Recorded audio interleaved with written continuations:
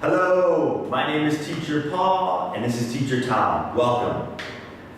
Lời đầu tiên thì thầy xin được gửi lời chào. Thầy tên là Paul và em tên là Tom, là trợ giảng của bác. Em Tom là em ơi.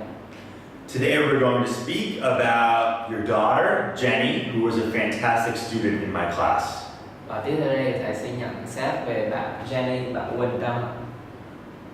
And just a quick overview of what we did. Và sau đây là một cái phần giới thiệu sơ về những cái mà các bạn sẽ được học. This is our textbook, which is Our Discovery Island 5, and we learned in this session 4 units. Và trong cái khóa học lần này thì các bạn được học trong cuốn sách Our Discovery Islands 5, được học 4 unit trong cuốn sách này. On our first unit, we learned how to describe the past, simple, continuous tense, and the present tense. Và ở cái unit đầu tiên thì các bạn được học về thì quá khứ tiếp diễn cũng như là thì hiện tại. Further, we learned how to describe what someone looks like and what their personality is like. Tiếp theo thì các bạn được học về miêu tả vóc dáng, ngoại hình của một người cũng như là cái tính cách của người đó. Next, we revolved around scheduling and things that we do in the daily activities of life. Và tiếp theo thì các bạn được học về cái việc lên thời khóa biểu cũng như là sắp xếp những cái công việc, những cái hoạt động hàng ngày trong một ngày của các bạn. For Unit 3, we described activities and hobbies that we and our friends like to do. Và ở unit tiếp theo, unit 3 thì các bạn được học về cái diễn tả những cái sở thích, những cái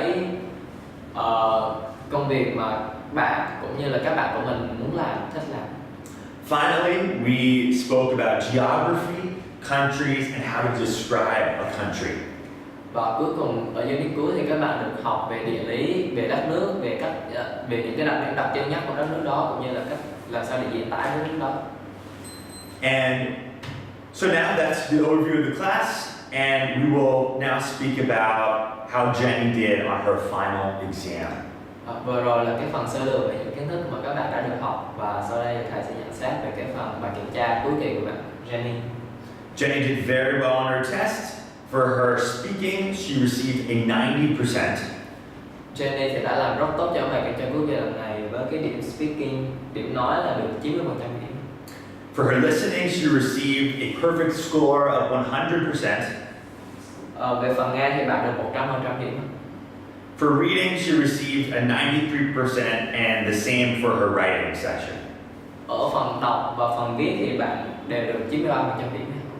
So very high scores, one of the highest in the entire class. Và đây là một cái số điểm rất là cao, là một trong số những bạn có điểm cao nhất đó. For her speaking, which was her lowest exam score, which was 90, I saw her struggle somewhat with the question that I was asking, not necessarily the content of the answer itself, but more of maybe being confused with one word that I said and describing something a little bit different than what I was asking for. Ở cái phần nghe là cái phần mà bạn thấp điểm nhất ấy, thì cái lý do mà bạn mất điểm đó là bởi vì bạn hơi bị bối rối và bạn xoay vòng ở những cái câu trả lời nó hơi khác xa so với câu hỏi của thầy, bởi vì là bạn không hiểu được một hoặc là một vài từ gì đó thầy đã nói, nên là cái câu trả lời của bạn nó hơi khác xa so với các bạn một chút.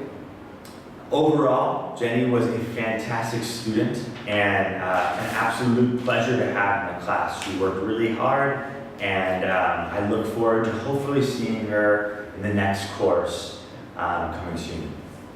Nhưng mà nhìn chung thì bạn Jenny là một trong số những bạn gọi là thầy yêu quý nhất ở lớp, vì bạn rất là chăm chỉ, bạn rất là siêng năng làm bài tập cũng như là có cố gắng trong việc học, và thầy rất mong sẽ được gặp bạn trong lớp CK 10 sắp đến. Xin cảm ơn. Thank you.